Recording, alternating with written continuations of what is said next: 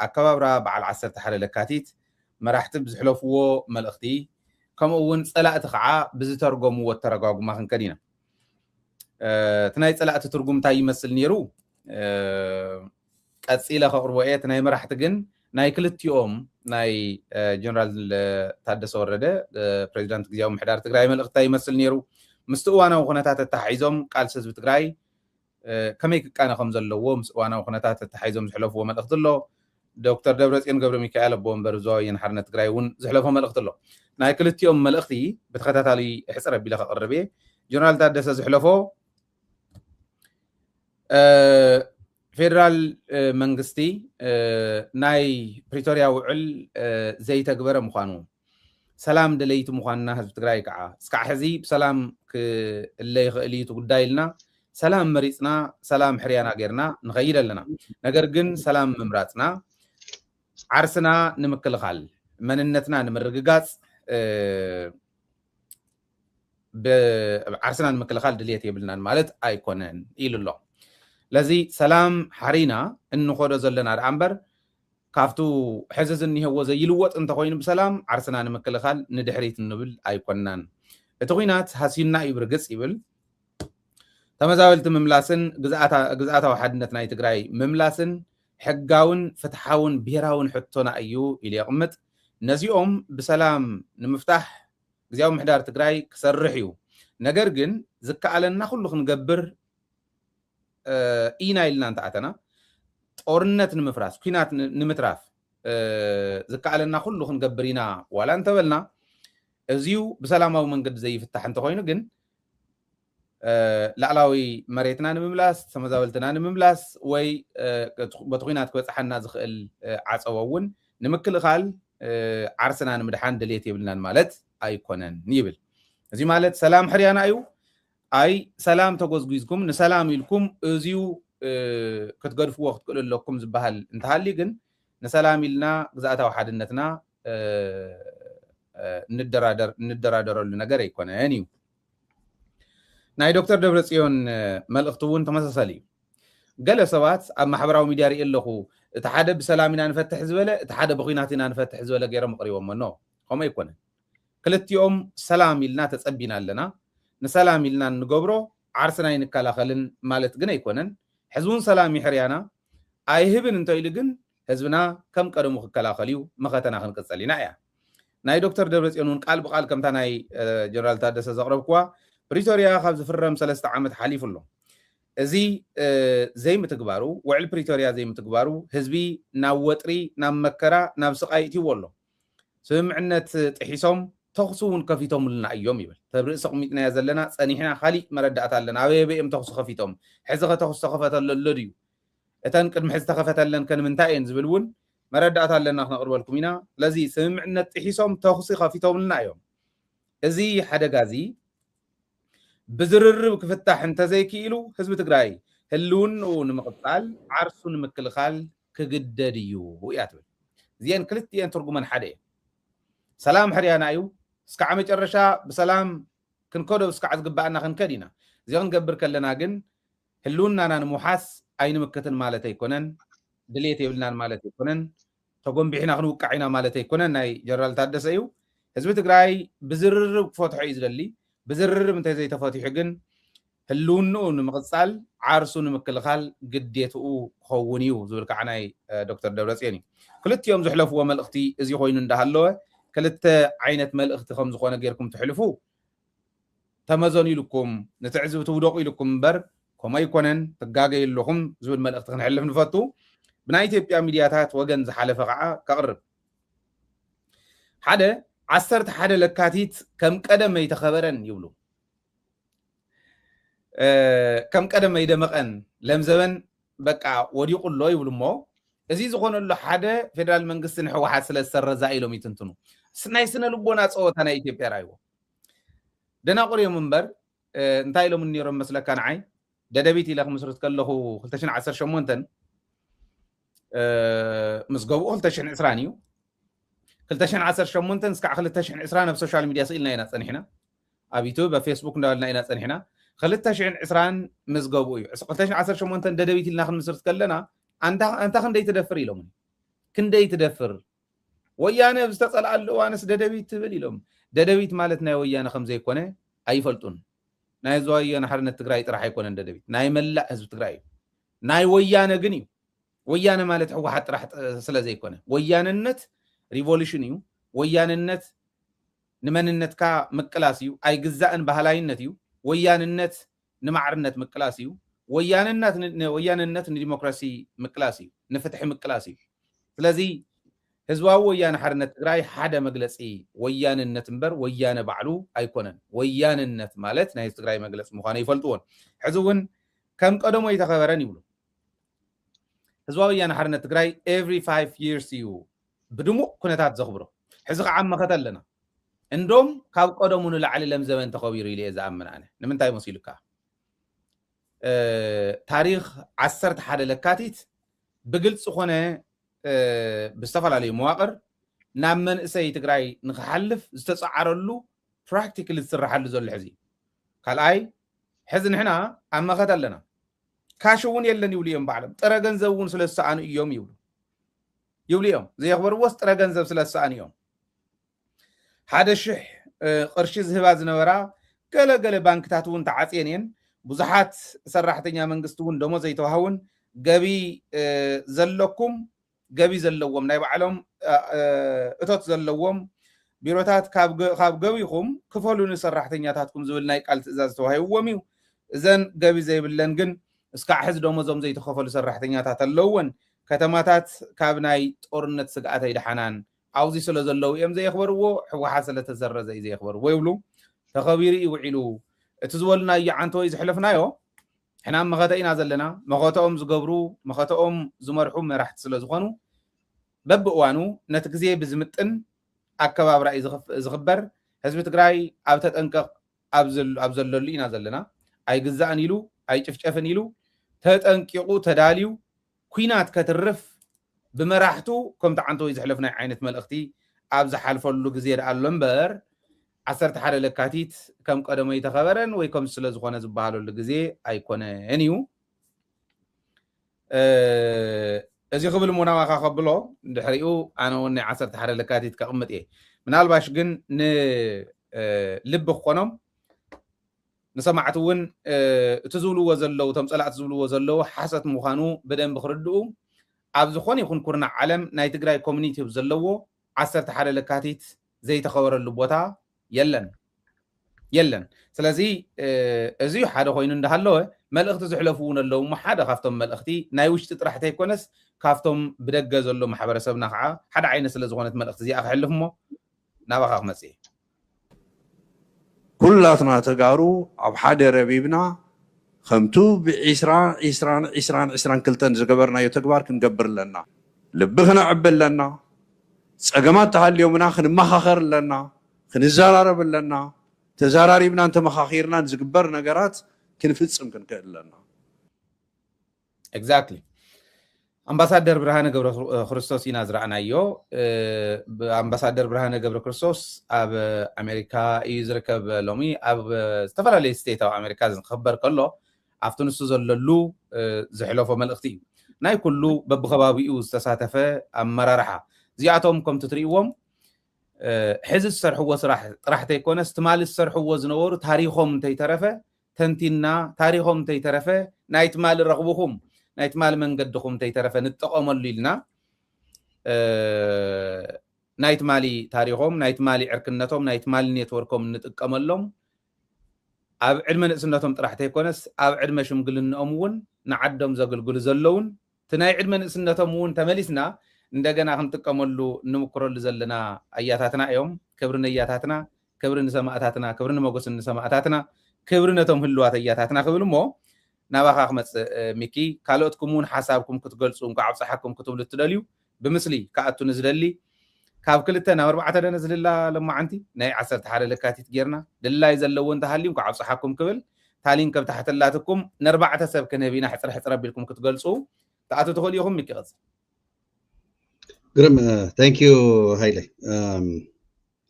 መቸም ፀላእትና ኣይርድኦም ንሒዙ እውን ናትና ናይ የካት 11 መበል 51 በዓላት ቀኒ ዘሎ ዓለም ሙሉእ ድሙቕ ምዃኑ ፍሉጥ እዩ ሕፅረ ቢላ ሓንቲ ነገር ክብል ሓደ ኣብ ኣርሚ ሰብዓ ሓውና ብጣዕሚ ኣያናውን ንብሎ ሓውናውን ንብሎ ኣብዚ ምሳና ኣብ ኣሜሪካ ዝነብር ካብቶም ኣርቲስት ብጣዕሚ ነኽብሮም ኩሎም ነኽብሮም ኢና ኣርቲስት ዝኾኑ ኣሕዋትና ሓትና ማለት እዩ ሶሪ ናብ ትግርኛስ ኣብያት ንኸውፃ ስነ ጥበበኛታትና በሎ ድሓን ፀገብ እሺ ብኣኸ ወስዳ ብርሃነ ሃይለ ድሙቕ ዝኾነ ነቶም ጀጋንና ሒዙ እውን ምዕራብ ትግራይ ፀላእቲ ወሪሮም ሒዞሞ ዘለው ልዕሊ 5 ዓመት ህዝብና ተጨፍጪፉ ካብ ዓዱ ካብ መረበቱ ተባሪሩ ዝሳቐ ዘሎ ነዚ ውሕስ ዝኾነ ቦታ ንክህልዎ ኣብ በረኻ ንሳቶም ሒዙን ብሰላም ትዝበልካዮ ናይ ጀነራል ታደሰ ወረደን ናይ ደብረፅዮንን መግለፂ ነዚ ብትዕግስቲ 5 ዓመት ሙሉእ ኣብ በረኻታት ትግራይ ካብቶም ክርተ ዝብሉ ዘለው ሓንቲ ኣርሚ ሰብዓ ትበሃል ማለት እዩ እታ ቀንዲ ድቃስ ከሊኣቶም እውን ዘላ ንፀላኢ ንብልፅግና ኣብኡ ርኢናዮ ኢና ውዒሎምሉ እዮም መዓት ቪድዮታት መሳርያ ስለ ዘለዎ እየ እውን ናብዚ ዘምፃናዮ እምበር መዓት በቃ መድሃንየ ጋዜጠኛ መድሃንየ እውን ብዙሕ ዘርጊሖ ኣለና እዚ ድሙቕ ምዃኑ እንታይ ክገብር ደልየ መሰካ ናብ ኣምባሳደር ብርሃነ ገብረ ክርስቶስ ኣብዚ ምሳና ኣሜሪካዊ እንዳጋጣሚ ዋሽንግተን ዲሲ ብጣዕሚ የፍቲ ናይ መኸተ ግዜ እውን ብዙሕ ኣስተዋፅኦ ዝገበረ ምሳና ቃልሱ ዝነበረ ሒዙ እውን ንትግራይ ድምፂ ክኸውን ኣብዚ ምሳና ኣሜሪካ ይርከብ ኣብ ትግራይ እንታይ ርአ መስለካ ሃይለ ናይ ደብረፅዮንን ናይ ወዲ ወረደን መግለፂ ነናይ ባዕሎም ዘስተርጉሞ ተጋሩ እንተኮይኖም ትግርኛ ዝጠቕፎም ኣይኮነን ቃልስና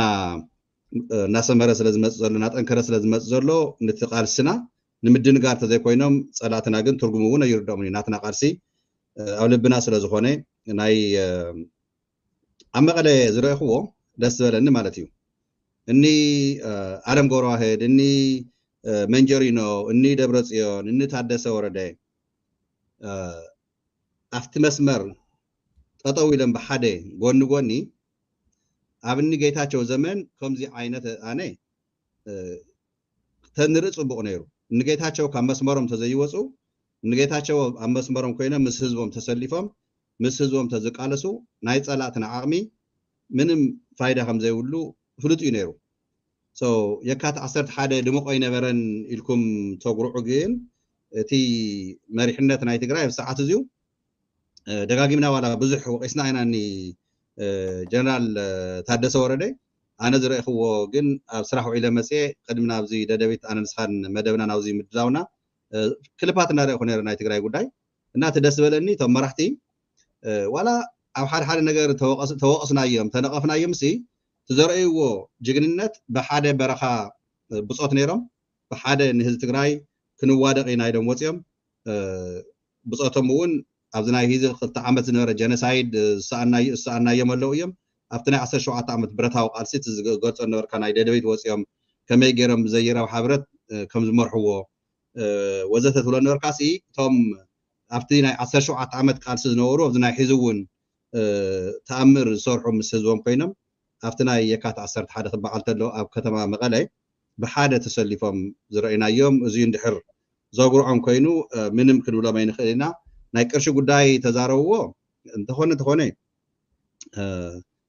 ፌደራል ስርሑ ውዕል ቪክቶርያ የተግበሮን ውዕል ቪክቶርያማ ከይትግበር እኮ እንታይ ድዩ ሕወሓት ተሰሪዛ ኢሉ ምዕራብ ትግራይ መደራደር ቦታ እዩ ኢሉና ህዝቢ ትግራይ ሰላሕታዊ ሞት ፈሪዱ ሰላሕታዊ ፅንተት ይፍፅመሎ እዚ ፀላኢና እዩ ፌደራል መንግስቲ ክበሃለሉ ግን ብምንታይ ደረጃ እዩ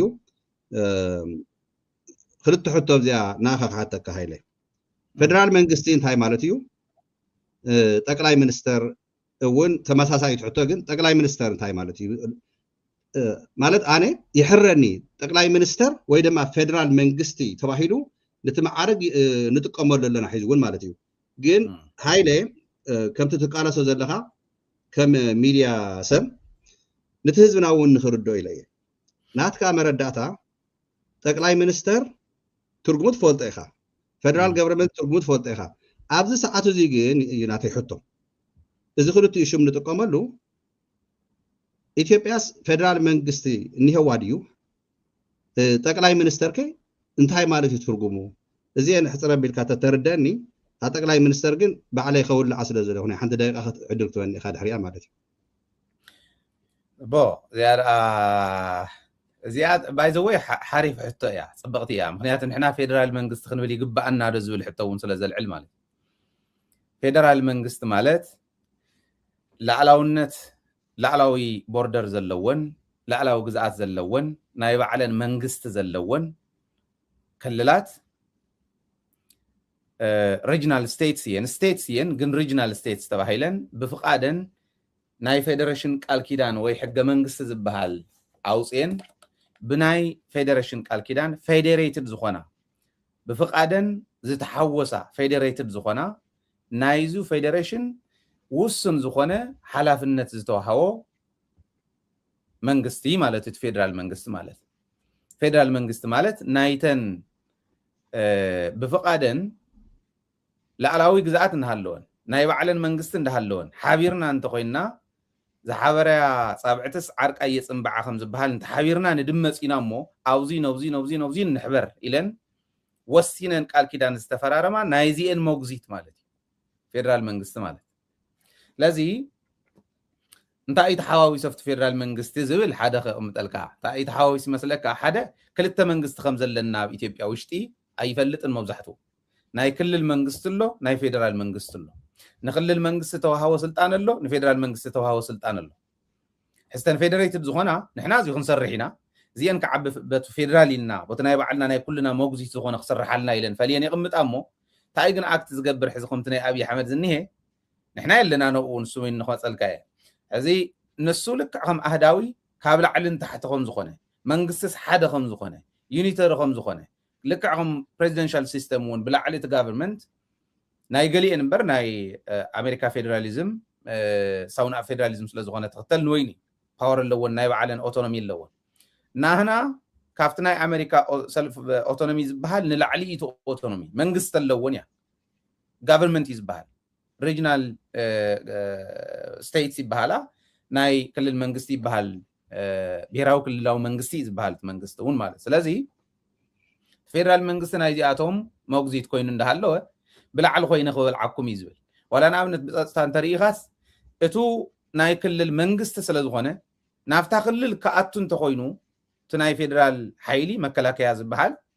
حدا قال كيدان تفرارو مالو مكلاكيا سلازغونه سراويت سلازغونه نافتا كلل نخاتو ناي كلل منغست فقاد كحاتت كللو يتفقدوا لي ياتون مخنيات منغست سلازغونه زي سلف اوتونومي سلازلو مالت